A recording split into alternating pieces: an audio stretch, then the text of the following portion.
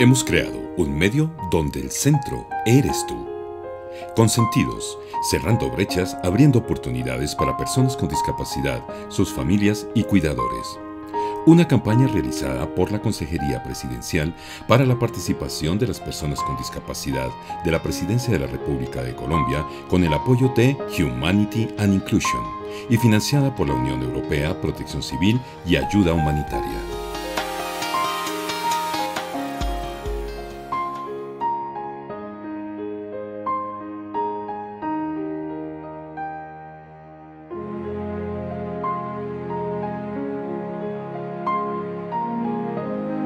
Hola, bienvenidos nuevamente a este espacio tan interesante que nos han abierto para acompañarlos a ustedes en este momento de pandemia. Es un programa que se llama Consentidos y que lidera la Consejería Presidencial para la participación de personas con discapacidad, sus cuidadores y familiares, en alianza con Humanity and Inclusion y financiado por la Unión Europea, Protección Civil y Ayuda Humanitaria. Hemos tenido varias charlas, los hemos acompañado sobre todo en el cuidado de la mente y del cuerpo.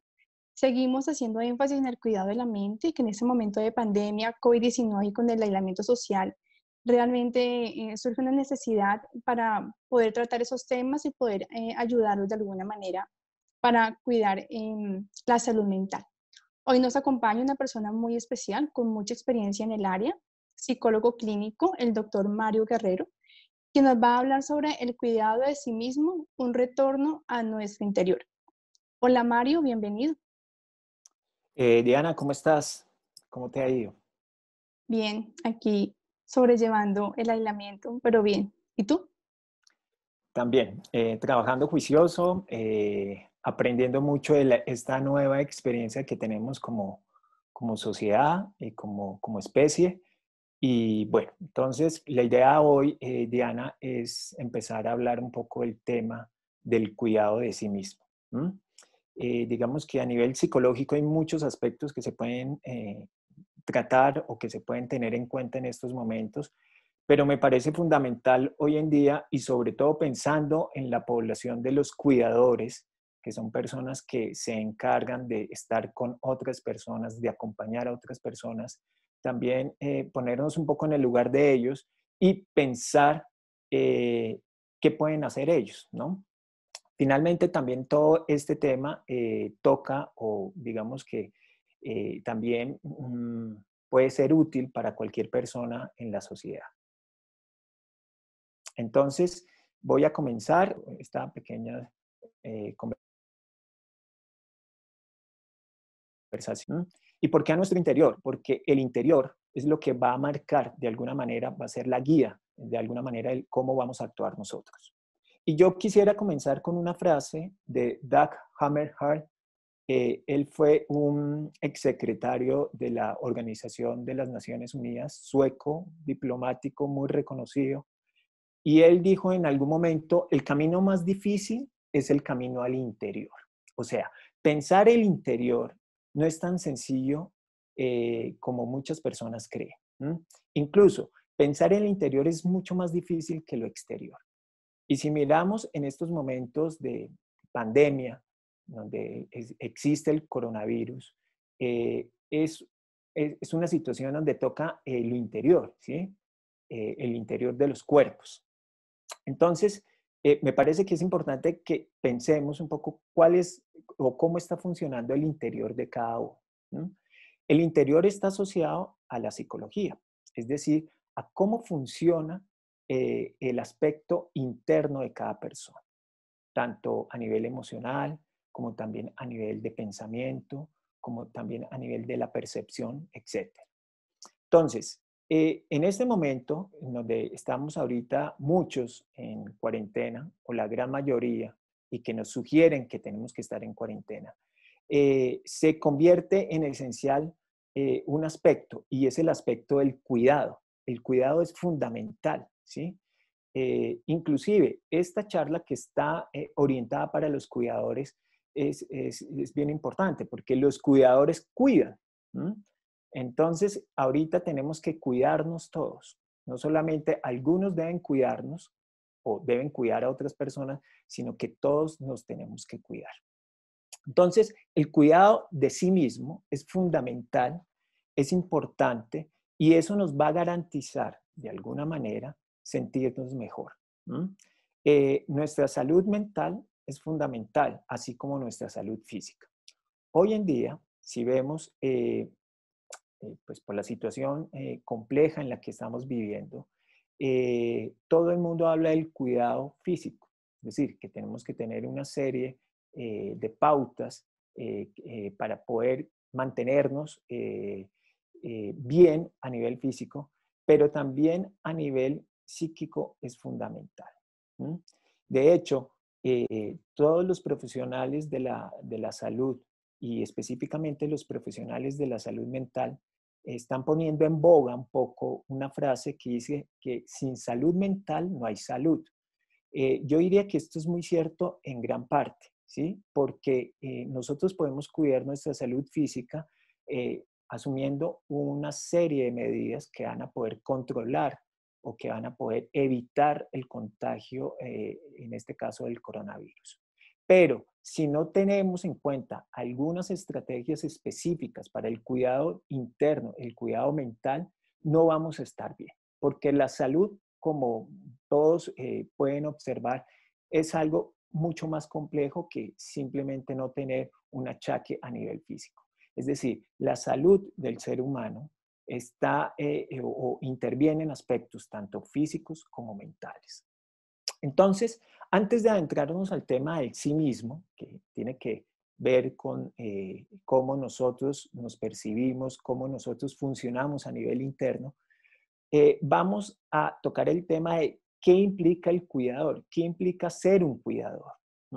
Porque si miramos en el argot como el cuidador o la palabra cuidador significa el que pone atención y el que protege a alguien, ¿sí?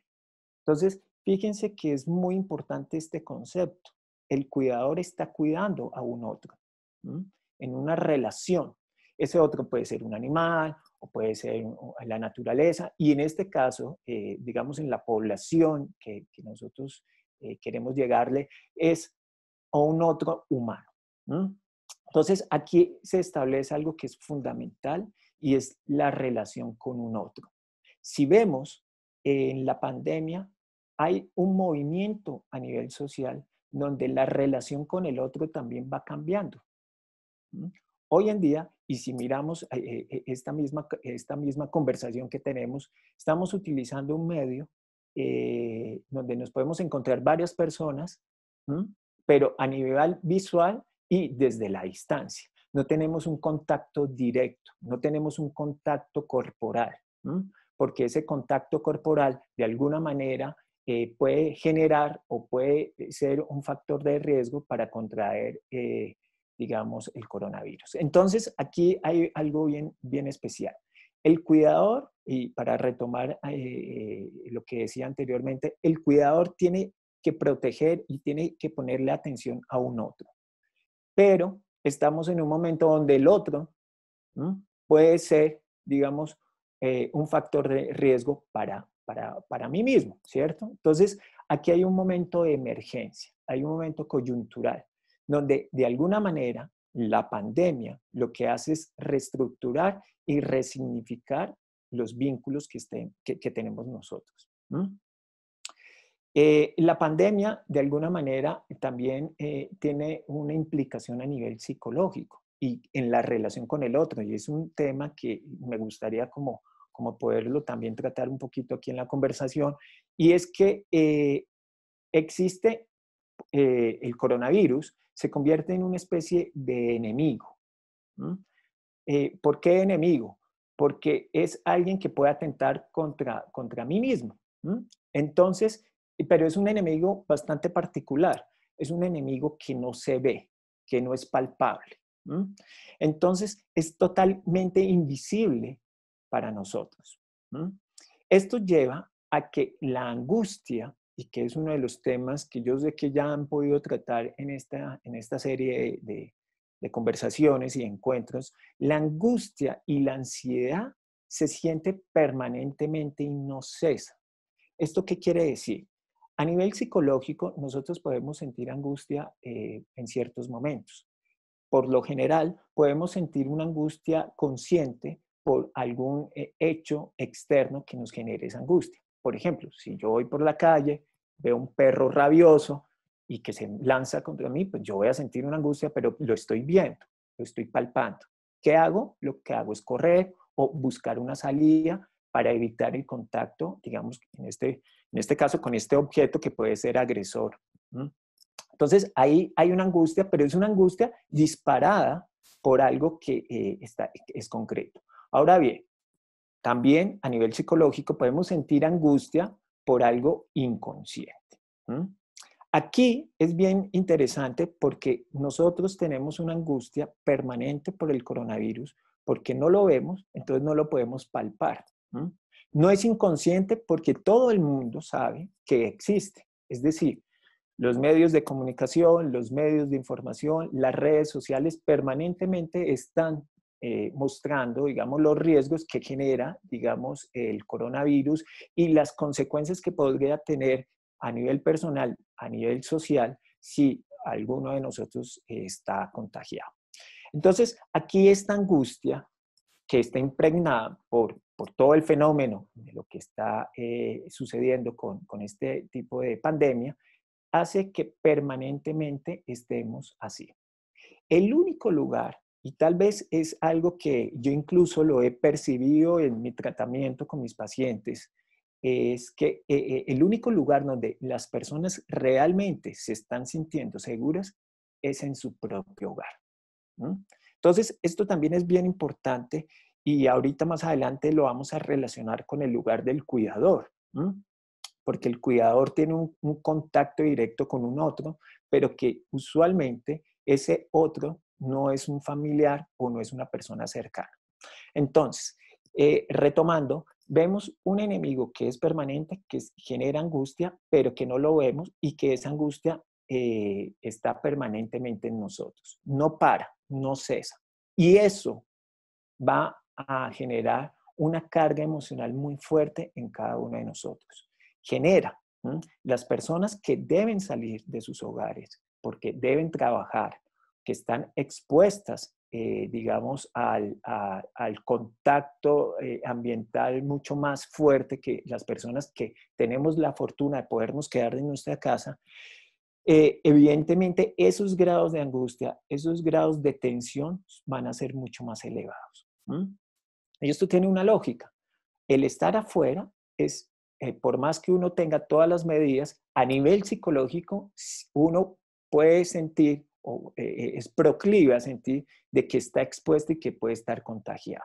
Y esto genera una gran carga emocional. ¿Por qué? Porque al regreso a su hogar, también empieza la angustia de, si yo soy portador, puedo, digamos, contagiar a mi familia. Entonces, todo esto se vuelve un círculo que es muy difícil de manejar. Pero aquí si nos vemos, si aquí retomamos de nuevo el tema de la relación con el otro, entonces la relación con el otro va a variar. Y la relación consigo mismo también va a variar de una manera bastante fuerte. ¿Por qué? Básicamente porque aquí si lo ponemos o lo nominamos como el peligro externo es un peligro invisible. Es decir, el enemigo, que sería el coronavirus, es invisible. Entonces, eso también genera que estemos angustiados. Ahora, el otro se convierte en un factor de riesgo. En la relación, y para traerlo a la relación del cuidador, el cuidador tiene una relación directa con un otro. Ese otro que está cuidando puede ser un factor de riesgo para el cuidador. Y ese otro que es cuidado puede sentir en su cuidador a un factor de riesgo. Entonces, aquí entramos en una relación bastante compleja, porque si miramos, hay una persona que está apoyando a otra persona en su labor como cuidador, pero esa persona que es cuidador puede sentirse inconscientemente perseguido por su cuidado, ¿sí? Perseguido porque puede estar sintiendo, el otro puede estar infectado. Y el que es cuidado puede sentir ya que su cuidador no es un cuidador, sino todo lo contrario, se invierte su rol, ¿sí? Es decir, es alguien que puede atentar con el otro, hacia sí mismo, puede atentar contra su integridad, ya no lo va a cuidar. Y aquí entramos en un enigma y en un problema bastante, bastante serio, que lo pueden vivir muchas personas. Si miramos en la cotidianidad, por ejemplo, los niños y los jóvenes que están en el colegio o que están en las universidades, ellos están protegidos porque están haciendo su trabajo desde lo virtual, ¿sí? Desde su casa.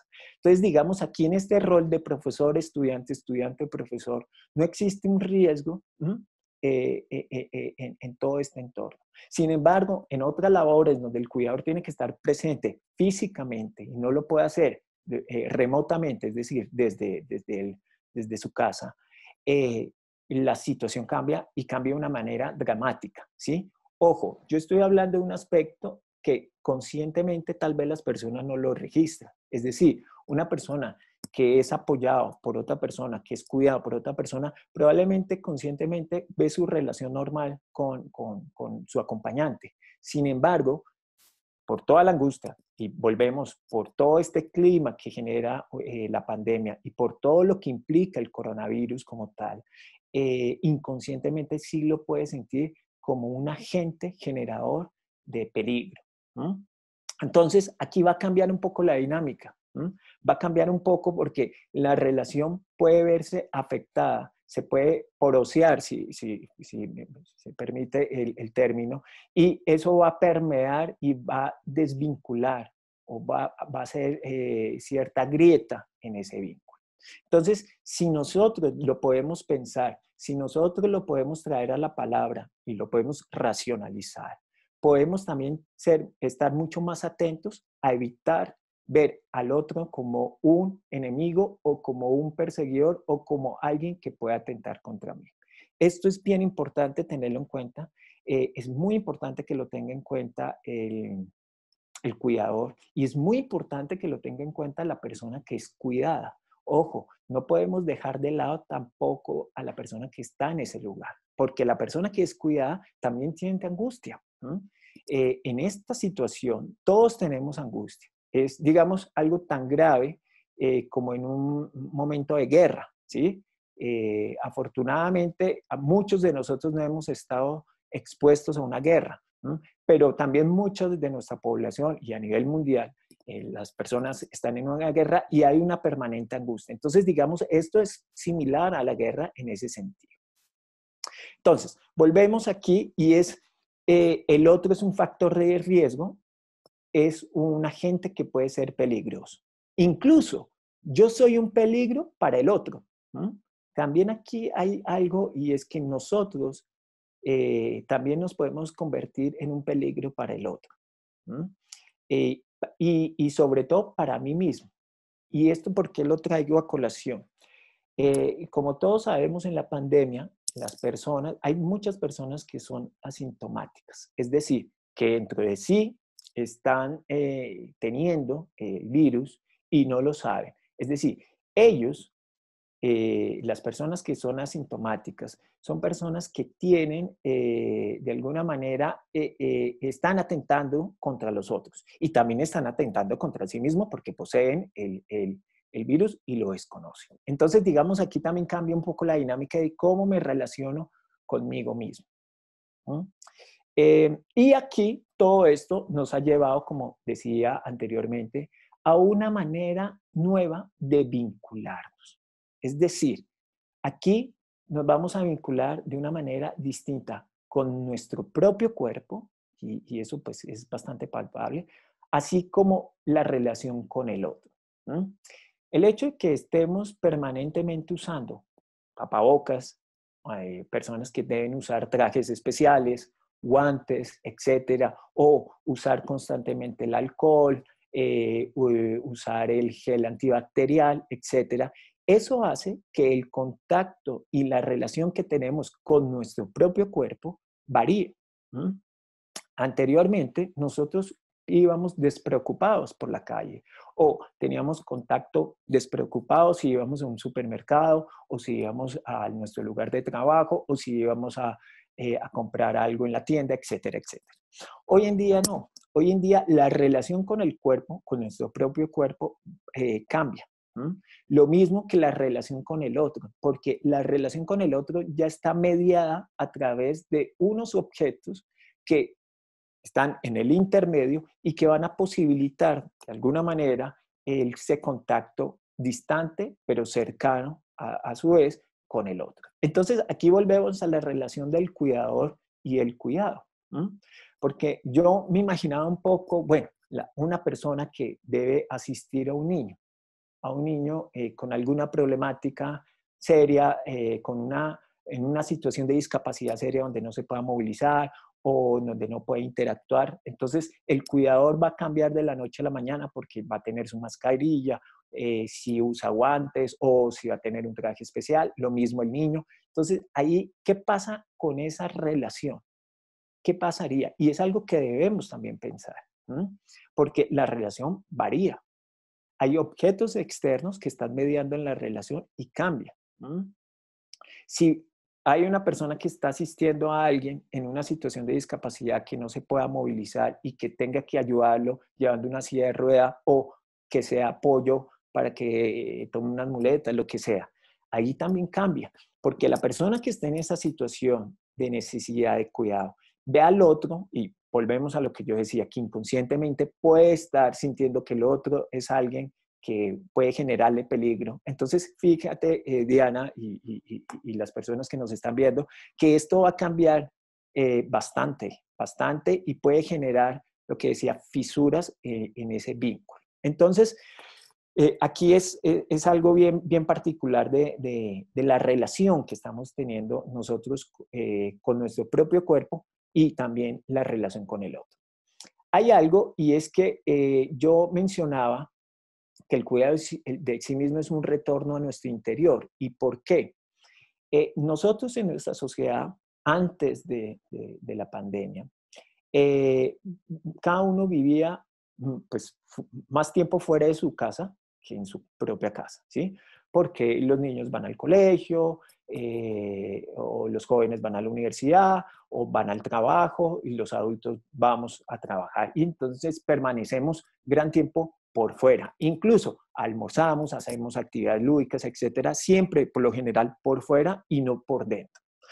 Esta situación nos lleva a que tenemos que estar dentro de nuestro hogar, o sea, en nuestras casas. Es un poco el discurso permanente de todas las personas, digamos, de salud, que dicen, si tú no tienes que salir por una necesidad grande, quédate en tu casa, ¿sí? Entonces, hay un regreso aquí a algo que es básico y es la casa, el hogar. Y haciendo un poco el paralelismo, pasa psicológicamente algo similar. Es decir, ya no estamos tanto en contacto con el afuera, con lo externo, sino que tenemos que hacer un regreso a lo interno, a nuestro interior. Entonces, regresar a la casa es como la metáfora para decir, vamos a regresar a nuestro interior, a nuestra mente. Nosotros psicológicamente hablando, estamos también en contacto permanente con muchas cosas de la vida externa. Y a veces olvidamos, también digamos, un poco por el fenómeno hipermoderno del trabajo, el acelere, digamos, en las grandes ciudades y también en otros ambientes más relajados, siempre es más pendiente del afuera. No tenemos tiempo para nosotros. Incluso muchos pacientes dicen que cuando van a terapia, que es el único espacio donde pueden pensar sobre sí mismos, ¿sí? Porque incluso estando en el trabajo no hay posibilidad. Llegan a sus casas, llegan cansados y ya no tienen tiempo para pensar sobre sí mismos. Entonces, digamos, la pandemia hay que verla también como una posibilidad, ¿sí? Yo sé que el discurso de que es algo trágico y que es algo complejo y que es algo que genera angustia, es muy cierto, pero también podemos ver que la pandemia se puede convertir en una posibilidad para regresar a ese interior, digamos, como metáfora del regresar a la casa y cuidarnos, sino regresar a nuestro interior y cuidarnos a nosotros mismos, que me parece que es algo que es muy, muy importante y que no se puede perder. Yo aquí puedo traer como a colación un poco lo que me decía una paciente más o menos al primer mes de la cuarentena, y ella me decía que ella me iba a decir algo que de pronto yo no iba a entender, y yo le pregunté, ¿y qué es? Y esta paciente me dice, Mario, yo me siento bien, la verdad me siento feliz, estoy en mi casa, estoy con mi esposo, estoy haciendo cosas en mi casa, puedo trabajar. Claro, es una persona que afortunadamente su trabajo lo puede hacer desde su casa. Esto pues, no aplicaría para todo el mundo. Para, digamos, también las personas que son cuidadoras, pues no aplicaría. Pero lo que quiero traer aquí a colación con este comentario de la paciente es que este regreso a la casa, este estar en la casa, es una posibilidad también positiva para reencontrarnos con nosotros mismos. Incluso los cuidadores también, porque los cuidadores ahora también no van a estar permanentemente con sus cuidados. Debe haber también una regla, o mejor dicho, como una especie de modificación en el trabajo. Y de pronto un cuidador está cuidando a alguien, hace su trabajo, luego se iba a socializar con sus amigos, lo que sea, no, ahora tiene que regresar a su casa, ¿sí? Si digamos, la labor se lo permite. Entonces, digamos, ese regreso a su casa también puede ser leído como algo positivo para invertir tiempo en nosotros mismos. Entonces, eso me parece que es fundamental y ver. Ahora, el momento actual, el momento del coronavirus, también es un momento de incertidumbre, ¿sí? Porque nadie todavía puede definir qué va a ocurrir, ¿sí? Nosotros, digamos, en nuestro país empezamos una cuarentena un tiempo, se ha ido alargando y se ha ido alargando y no sabemos. Y esto a nivel mundial no se sabe. Todo está cambiando, todas las dinámicas están cambiando. Entonces, digamos que como es algo de incertidumbre, también eso genera en las mentes de nosotros, los seres humanos, bastante zozobra y angustia, ¿sí? Porque no tenemos definido. Es como un momento bastante sui generis en la historia del ser humano, porque nosotros no podemos definir qué va a pasar mañana, ¿sí? O cómo vamos a poder actuar mañana. Esto lo digo, por ejemplo, hay personas que planean sus viajes, hay personas que planean ir a un evento o hacer alguna actividad. Y hoy en día ya no se puede planear tanto. ¿Por qué? Porque realmente no sabemos cómo va a seguir deviniendo esta pandemia y qué consecuencias va a traer, si van a ser a corto, a mediano o a largo plazo. Entonces, el tener una incertidumbre y el carecer de ese control, digamos, de nuestras vidas, de nuestros proyectos, hace que nosotros los seres humanos sintamos angustia. Y esto está asociado a algo porque nosotros los seres humanos somos proclives a querer controlar las cosas, ¿no? Queremos controlar nuestro trabajo, nuestros tiempos, nuestros viajes, etcétera. Y ahorita la pandemia nos lleva a no tener un control, lo cual a mí me parece que es importante que lo podamos pensar, ¿sí? Todos, ¿no? Cada uno, desde el niño hasta el joven, hasta el adulto mayor, profesional o no profesional, porque yo pienso que esto es algo para pensarlo como sociedad, como seres humanos. Entonces, digamos que es algo importante. Ahora, quiero tocar el tema ahora del cuidado de las personas, del sí mismo. Yo decía que había un paralelismo entre regresar a la casa, que es un poco la invitación que nos están haciendo para cuidarnos, y ese cuidado del sí mismo. Y es que hay algo curioso. Hoy en día, las personas, el lugar y las personas con las que se sienten más seguros son su familia, ¿no? El contacto con ellos.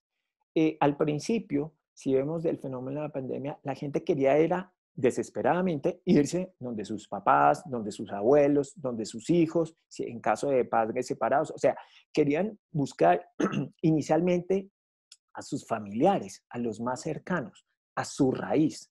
Entonces aquí también es importante verlo como un factor, y esto es casi un factor psicológico de sobrevivencia psicológica, es en tiempos de crisis buscar a los más cercanos, a la familia. Entonces la familia se vuelve en ese nicho central de sostén, de atención y de contención hacia cada uno de nosotros. Y esto es un poco reviviendo esa relación primaria que tiene, digamos, todos los seres cuando nacemos con esa otra persona que nos va a cuidar, que usualmente es representado por su madre. Es decir, la mamá lo que hace es sostener las angustias del bebé. Y ahora, hoy en día, buscamos la familia, es casi como un sustituto materno, el cual nos pueda proteger y el cual nos pueda atender. Entonces, esto también es fundamental, porque si vemos, hoy en día estamos obligados a estar en nuestra casa y a estar con nuestra familia. Un hecho que usualmente antes de la pandemia no era obligatorio e incluso probablemente no era ni siquiera prioritario. Entonces también hay que verlo como una posibilidad de nuevo para resignificar y para reconstruir las dinámicas internas de cada familia. Esto también me parece. Y además por algo muy, muy importante, porque digamos, bueno, una persona que es cuidadora y siente mucha angustia y dice, ¿yo qué hago con mi angustia? Doctor, ¿yo qué hago? Yo estoy expuesto a que me pase algo. ¿Qué puedo hacer? Pues aquí no hay mucho por hacer o no hay mucho por decir desde lo profesional. Puedo decir varias cosas, pero digamos que lo esencial aquí es más bien buscar unos antídotos, voy a llamarlos así, antídotos emocionales frente a la angustia. Y el antídoto principal, que lo he podido percibir, y esto sí un poco desde la experiencia clínica, es volver a tener un vínculo con la familia más cercana. Entonces, los esposos con sus esposas, los padres con sus hijos, ¿sí? Los hijos con sus padres, etc. Yo creo que ese acudir de nuevo a esta relación con la familia, con ese nicho central, va a ser de alguna manera o va a asegurar de alguna manera tener una fortaleza interior mucho más grande para afrontar la angustia del día a día, ¿sí?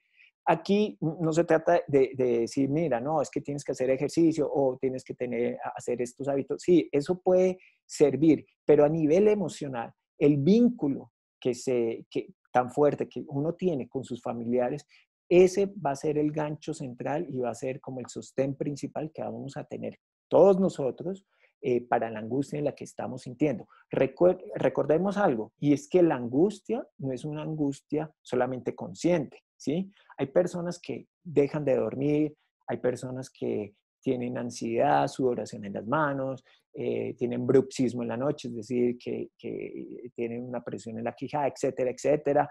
Hay personas que están de mal genio, etcétera, etcétera. Entonces, digamos, todos estos aspectos son evidencias digamos, la angustia. Pero hay otras personas que aparentemente están bien, pero que internamente están digamos, bastante angustiados. Entonces, volver a ese vínculo inicial con la familia, con las personas de nuestro hogar, de nuestra casa, va a ser, y repito, va a ser por ahora esa vacuna emocional que podemos tener, ¿sí? Entonces es muy, muy importante. Bueno, y aquí hay una cuestión y es que este momento de cuidado también tiene que convertirse en el momento para cuidar nuestra salud mental. Primero hay que cuidar nuestro propio yo. Un cuidador está cuidando a un otro. Y eso es una labor bastante importante. Pero el cuidador, lo primero que tiene que hacer es cuidarse a sí mismo. Porque si uno no es capaz de cuidarse a sí mismo, va a ser incapaz de cuidar a un otro. Entonces, las personas que están en este trabajo de cuidar al otro, tienen primero que cuidarse a sí mismos y tienen que ahí sí ser muy estrictos en el manejo de todos los protocolos de seguridad. Ellos no pueden estar atentando contra sí mismos, ¿sí? Ellos no pueden estar, digamos, dejando de lado ciertos parámetros o ciertas pautas de protección, porque eso los va a exponer a ellos.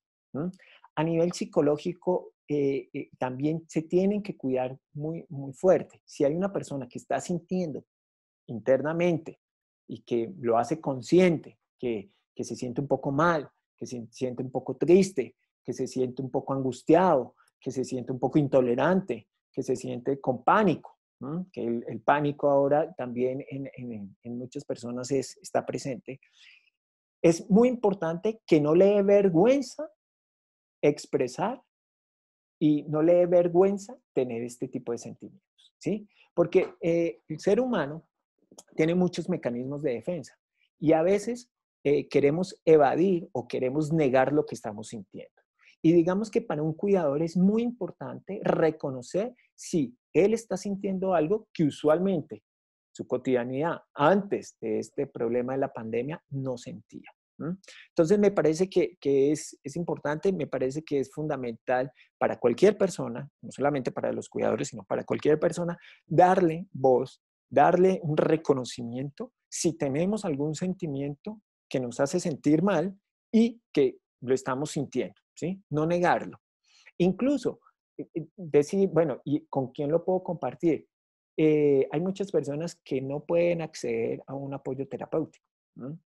Afortunadamente, hoy en día, con toda esta situación de la crisis, de la pandemia, se han abierto muchos canales de atención gratuito a nivel psicológico, ¿sí? Pero si no tiene esos recursos, no puede acceder, recuerden que su familia va a ser ese nicho de contención inicial y poderlo expresar a sus familiares, a sus compañeros en la casa, esos compañeros del día a día, sea su esposa, sean sus hijos, eso va a ser un primer paso para poder entender lo que está ocurriendo. Ahora, también es una situación bastante desgarradora, es una situación que no la puede manejar la persona, sí los invito a que busquen ayudas gratuitas que se están dando, que se están presentando por diferentes entidades, incluso por universidades a nivel virtual, porque esto no lo podemos dejar de lado. Todos tenemos derecho a sentir angustia, todos tenemos derecho a sentir temor, todos tenemos derecho a sentir incertidumbre en este momento y no es ajeno. Y si vemos que no lo podemos manejar, es conveniente buscar una ayuda. Entonces, este es el momento para cuidar de nuestra salud mental. Primero hay que cuidarnos a nosotros mismos. El cuidador debe ejercer un doble trabajo de cuidado. Esto también es algo que yo pensaba y que es bastante particular. ¿Por qué? Porque primero tiene que cuidarse a sí mismo y luego debe cuidar a un otro, que es con la persona con la que está vinculado. Entonces, digamos, el cuidador está en un lugar un poco también distinto, porque ejerce un cuidado doble y paralelo, además, que esto es bien importante reflexionar. Entonces, como decía anteriormente, hay una nueva manera de vincularnos con nosotros mismos y con el otro. Y yo me pregunto, ¿y qué pasa? ¿Y cuál es el lugar del cuidador? ¿Quién cuida al cuidador? Porque digamos que hay que plantearse todas las preguntas posibles, ¿sí? Es decir, el cuidador debe cuidar a un otro, pero ¿quién va a cuidar al cuidador? Yo dejo esta pregunta ahí para que se pueda pensar, para que se pueda analizar, porque digamos que en esto es algo que como sociedad tenemos que empezar a pensar, a reflexionar, a mirar, a ver qué pasa. Entonces, el cuidador también, en algún momento, el cuidador necesita sentir que es cuidado.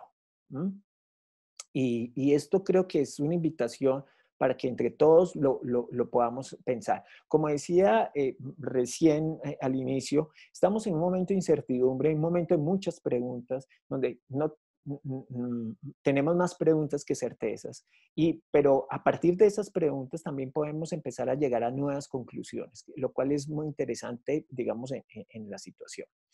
Entonces, todos estamos en incertidumbre y no hay unas verdades absolutas. Y si lo vemos, esto es muy presente. Los científicos no tienen verdades todavía. Las personas de las ciencias, de la investigación, de las universidades tampoco tienen todavía certezas absolutas. Estamos en un momento de incertidumbre, ¿sí? Y por eso mismo cada cual y cada uno de nosotros tiene una versión propia de los hechos. Eso, sumado a la angustia y a la angustia colectiva en la que vivimos, es, digamos, el caldo de cultivo perfecto para generar una crisis a nivel psicológico, ¿sí? Entonces, hay que tener en cuenta esto. Yo pensaba un poco, si lo vemos, antes de la pandemia, era muy importante las redes sociales, ¿sí? Y en las redes sociales se presentaba el hecho de que si se viralizó o no un hecho. Entonces, una persona subía algo en una red social como Instagram o como Twitter o como Facebook. Entonces, los jóvenes se sentían muy bien si tenían varios likes, etcétera, etcétera. Esa se volvía viral, ¿no? Un video que tomó alguien y lo subió por las redes sociales y todo el mundo lo comentó, lo que sea. Entonces se viralizaban los sucesos cotidianos. Y es curioso porque hoy en día estamos en una situación donde el virus se viralizó. Estamos en un momento donde estamos viralizados, pero ya no por noticias, noticias a veces triviales, tal vez sin tanta importancia, sino por algo que nos está generando bastante angustia. Entonces, digamos, esto también es interesante reflexionar. Ahora bien, yo estaba cuestionando anteriormente, ¿quién cuida al cuidador? ¿Mm? ¿Quién cuida al cuidador? Pues al cuidador inicialmente lo tiene que cuidar el mismo cuidador, ¿sí? Es decir, el primer paso para sentirse cuidado o para protegerse es del el propio cuidador. La familia también va a ser digamos, un aspecto fundamental para ese cuidado de sí mismo. Pero también, digamos que la sociedad en general, y esto, digamos, hablándolo mucho más macro, tenemos que empezar a cuidarnos a nosotros mismos, todos. O sea, esto tiene que ser una reacción en cadena. Ahora, en el caso particular e individual de las personas, yo creo y quiero tocar aquí un punto que me parece que es fundamental y es el de la creatividad, ¿sí? Es decir, muchas veces cuando hablamos o se toca el tema de la creatividad, las personas piensan que los creativos son seres extraordinarios, ¿sí?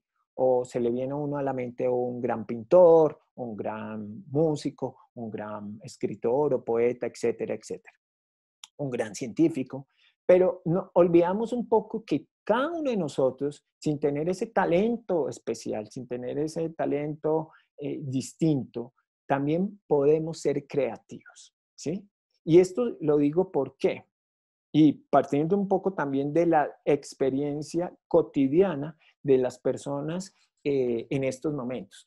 Uno empieza a reinventar muchas cosas. Por ejemplo, hay personas que en este momento de encierro optaron por hacer una reinvención de sus hábitos. Es decir, a comer en horas más establecidas, más regulares, a sacar tiempo para hacer ejercicio, para hacer relajación, para poder jugar en su casa con sus familiares, ¿sí? Esto es algo que a mí me ha parecido bien importante y que tiene que ver con la creatividad, ojo, y porque esto se hace además casi espontáneamente, no es una cuestión de que voy a leer una revista o voy a leer un artículo que me diga qué hacer, no, sino que las mismas familias empiezan a crear unas dinámicas distintas a las cotidianas de manera espontánea, que son creativas y que ayudan a canalizar la angustia. Entonces, lo digo porque un paciente, un niño que tengo y que lo atiendo a nivel virtual, me decía que estaba muy contento porque podía jugar con sus papás. E incluso los papás le hicieron un horario donde este niño, cada día de la semana, tenía un espacio para un juego distinto. Entonces, eso, digamos que para el niño que tiene que sentir la angustia, tiene que sentir la frustración de no poder ir al colegio, no trasladarse, no poder jugar con sus amigos, no poder socializar, al inicio de la cuarentena que no podían salir ni siquiera fuera de la casa. Estos aspectos que hicieron los papás permitieron que el niño pudiera resignificar un poco su estancia dentro de la casa y, lo más importante, una manera distinta de vincularse con sus papás, porque cotidianamente los papás tenían que trabajar y no podían disponer de mucho tiempo de ello. Entonces, volviendo a la creatividad, creo que la creatividad va a ser un momento también muy importante para que cada uno de nosotros lo tenga presente, porque va a ser casi como ese escudo, una especie de escudo que podemos usar para enfrentar este momento de crisis. Y aquí quiero recordar una frase de un pediatra inglés y también psicoanalista Donald Winnicott, él nos decía, la vida solo es digna de vivirse cuando la creatividad forma parte de la experiencia vital del individuo. Entonces, es muy bonita la frase porque Winnicott lo que nos está, digamos, llevando a pensar para vivir hay que ser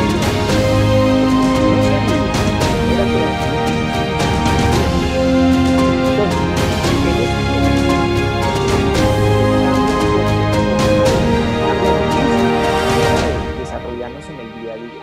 El variar a nivel creativo o la creatividad nos puede permitir reconfigurar un poco esa cotidianidad y puede hacer que nosotros empecemos a hacer unas cosas que anteriormente no hacíamos y que pueden alimentar nuestro interior. Hay personas que se quejaban que porque no tenían tiempo de leer o que no tenían tiempo de arreglar su casa o que no podían cocinar. Fíjense que también hay muchas personas que en pareja, muchas parejas se han visto y han podido tener esa unión a través de la cocina en estos momentos de pandemia. Entonces es bien curioso, ¿no? Porque usualmente uno de los dos cocinaba, el otro no. Entonces hoy en día se unen porque tienen más tiempo. Y esto, digamos, llevado a la parte de los cuidadores. Los cuidadores también pueden ser creativos, pueden darle espacio a esa creatividad, a pensar qué cosas les gustaría hacer. Y referías, y yo quiero partir aquí, digamos, del punto inicial, y es en sus propios hogares. Es decir, el hogar, la familia, la casa, puede ser el inicio también para ejercer un poco, permitir un poco que esa creatividad surja de manera espontánea. Y aquí vamos a tocar un aspecto que me parece también que es fundamental y es la flexibilidad. Es decir, tenemos que ser flexibles a lo que está pasando. Ya no podemos estar pensando de una manera tan cerrada o de pronto tan cuadrada como usualmente estábamos en nuestra cotidianidad. ¿Por qué? Porque la cotidianidad cambió. Volvamos al principio. Tenemos una incertidumbre y no sabemos qué va a pasar. Esa es nuestra realidad. No sabemos qué va a pasar. Esto para que dure varios meses, varios días, años, no lo sabemos. Pero para adaptarnos, y digamos, para podernos adaptar de una mejor manera, tenemos que ser más flexibles. Aquí tenemos que romper un poco con la coraza con la que veníamos. Tenemos que tener esa plasticidad hacia los cambios. Ahora estamos viviendo un cambio. Y las personas vivimos cambios. No es solamente por la pandemia.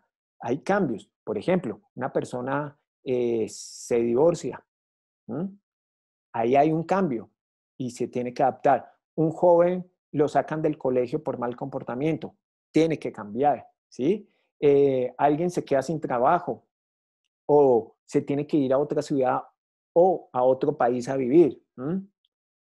O un cuidador ya no tiene que cuidar a alguien, sino a otra persona. Cambia. Y de pronto tenía un vínculo muy especial con esa persona y cambió. Y se tiene que adaptar. Es decir, aquí tenemos que apelar a algo que sí tenemos, pero que a veces no somos tan conscientes de eso. Y de la flexibilidad y la plasticidad hacia los cambios.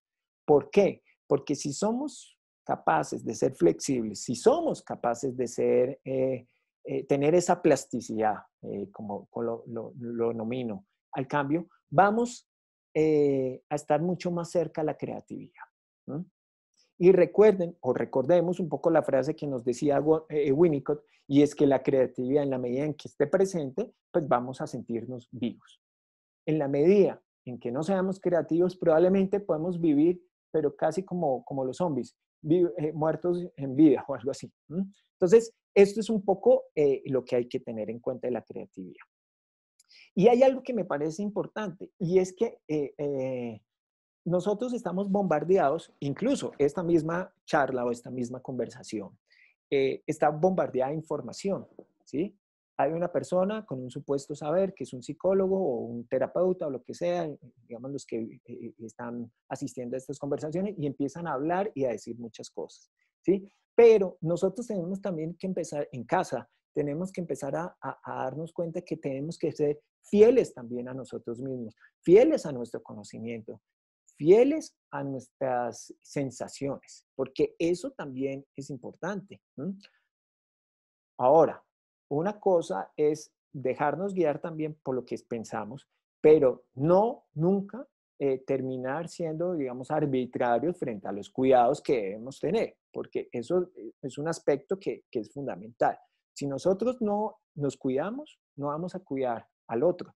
Y en eso es muy importante tener todos los protocolos y ser muy claros en el cuidado. Pero sí darle cabida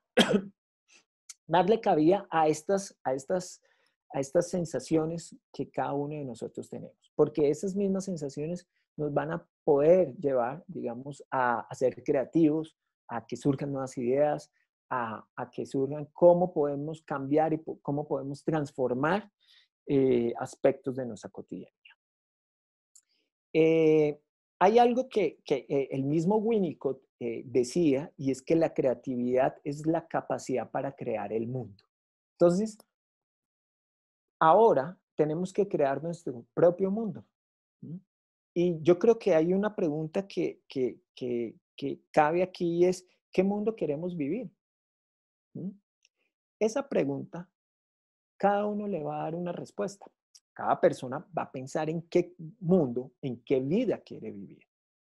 Y esto es muy importante, porque nosotros cuando resolvemos esa pregunta, vamos a crear un mundo específico, ¿sí?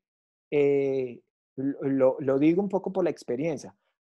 Muchos entraron en pánico porque teníamos que quedarnos en la casa.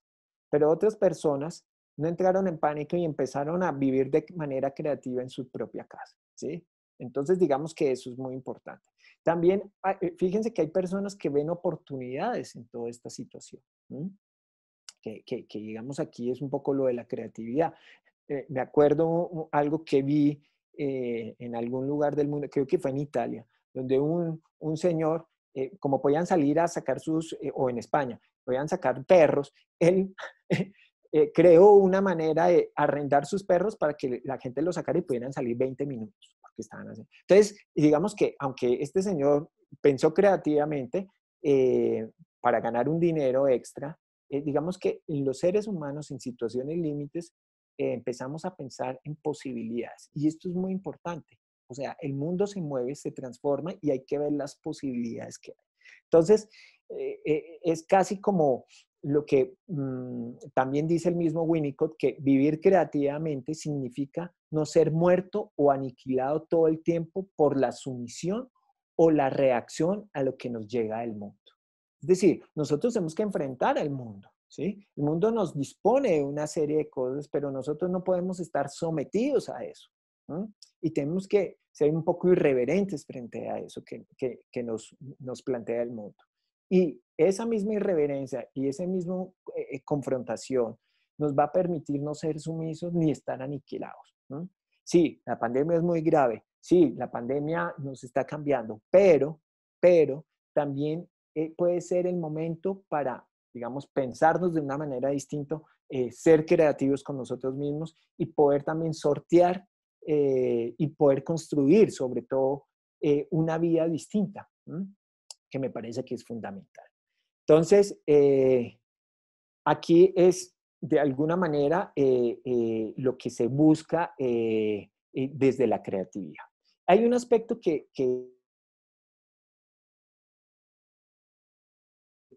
tiempo. ¿Vamos bien? Ok, perfecto. Entonces, quiero tocar otro punto y es el punto del humor. El humor. El humor es fundamental. El humor es algo que aparece y que da de alguna manera esa flexibilidad, como decía anteriormente, de la que necesitamos para enfrentar las situaciones. El humor es fundamental, ¿sí? Entonces, también nosotros, y esto es para cualquier persona, y digamos que para los cuidadores, para los cuidados y para cualquier persona en general, tenemos que darle cabida al humor. El humor es fundamental. Tenemos que aprender a reírnos de nosotros mismos. Tenemos que aprender a reírnos de la situación. También de ver con simpatía ciertas situaciones que están pasando, ¿sí? No burlarse de los otros, sino más bien de poder pensar cómo el humor se convierte en una herramienta de contención en una situación donde hay angustia. Porque no podemos desconocer que la angustia está. ¿sí? Esto está asociado a lo que decía yo al inicio o a mitad de la charla de la incertidumbre. La incertidumbre genera angustia, pero nosotros tenemos que contrarrestar esa angustia. Y esto, digamos que el humor permite romper también un poco esa frialdad que a veces tienen las noticias, esa frialdad que a veces tiene la realidad, esa frialdad que tiene, digamos, este momento de contingencia y este momento de pandemia. Entonces, eso también es muy importante, ¿sí? El humor nos puede servir también para aliviar, digamos, la carga que tenemos en el día a día, ¿sí? Las personas que son cuidadoras tienen una relación con un otro. Recordemos que yo les planteaba anteriormente que el otro puede sentir en su cuidador a un agente generador de angustia, ¿sí? Le puede generar miedo. Ya no es la sensación de sentirse cuidado, sino de sentir que está en peligro. Y digamos que el vínculo que establece el cuidador con su cuidado, si se introduce el humor, puede ayudar a bajar un poco la prevención y la ansiedad que genera la relación cuidador-cuidado en tiempos de pandemia. Bueno, creo que ya el tiempo está. No sé si, ¿qué me dirá Diana? Si hay algunas preguntas. Hola Mario, sí, muchas gracias por esta charla tan interesante. Llegamos creo que al final por tiempo de este espacio que es para nosotros mismos. Sí han llegado algunas preguntas. Aquí tengo una que acaba de llegar por chat. Ella es una madre de familia, la pregunta es la siguiente. Trabajo en una unidad de cuidado intensivo, vivo con mi esposo, quien también trabaja en la parte clínica. Vivo con mis padres adultos mayores, quienes nos ayudan a cuidar a mis dos hijos y estamos aislados en casa. ¿Cómo podemos manejar esta relación con ellos, con los niños y con mis padres? Bueno, muy interesante esta pregunta de la señora que la envía. ¿Por qué? Porque digamos que ellos están en una situación de cierto riesgo, están en unidades de cuidados intensivos. Entonces, de alguna manera, ya de por sí, el hecho de salir de su casa, estar expuestos en la unidad de cuidados intensivos y regresar a su casa, digamos que es un ejercicio donde es la señora y su esposo deben tener una carga muy fuerte, de mucha angustia.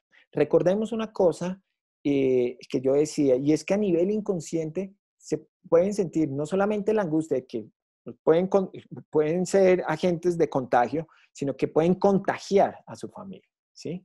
Entonces, bueno, primero hay unos protocolos que ellos manejarán seguramente de seguridad y, digamos, en este momento para, digamos, la salida a su trabajo y el regreso a su casa. Pero en la casa, ¿qué? ¿Qué hacer? Que es un poco la pregunta que nos plantea la señora. Yo pienso algo que es fundamental. Con los niños es fundamental el juego, ¿sí? Es decir, los papás tienen que abrir espacio para el juego.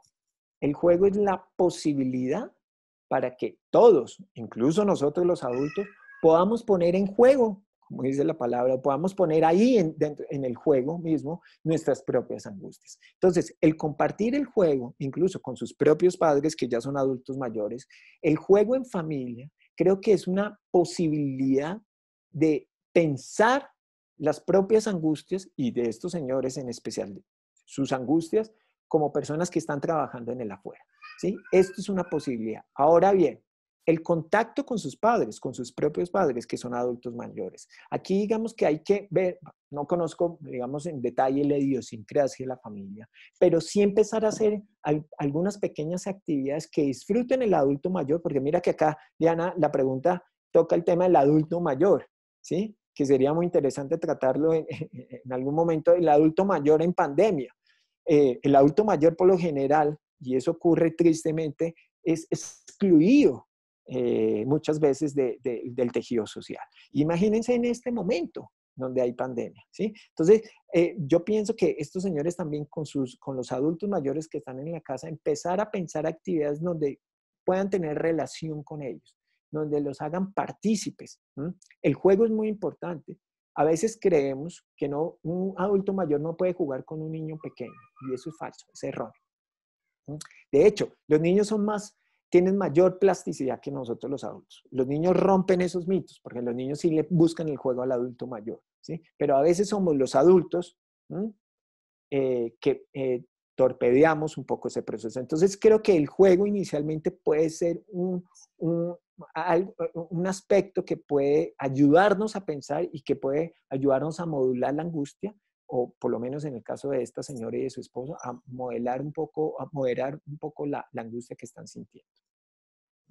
Bien, gracias, Mario. La otra pregunta que nos está llegando la hace una cuidadora y ella pregunta, ¿en qué momento sé cuándo la angustia me puede afectar y debo buscar ayuda o apoyo? Bueno, muy, muy importante la pregunta de la cuidadora. La angustia, cuando nos está afectando de una manera grande, ¿cómo la palpamos? ¿Sí? Entonces, hay personas que empiezan a sentirse, digamos que esto a nivel clínico uno lo percibe con los pacientes, empiezan a sentir gran tristeza, ¿sí? O empiezan a sentir que no quieren salir de su casa, ¿sí? En este caso que es una cuidadora que debe salir, ¿sí? Que empieza a tener, digamos, momentos de insomnio muy grandes, prolongados en el tiempo, o que pierde el apetito, ¿sí?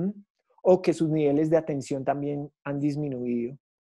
Cambios en el temperamento también, ¿sí? Se muestra un poco más irascible, irritable, malgeniada. Entonces, digamos, esto también, o descontento, o con ganas de quedarse encerrada en su cama, no querer levantarse, no hacer los aspectos cotidianos de su vida.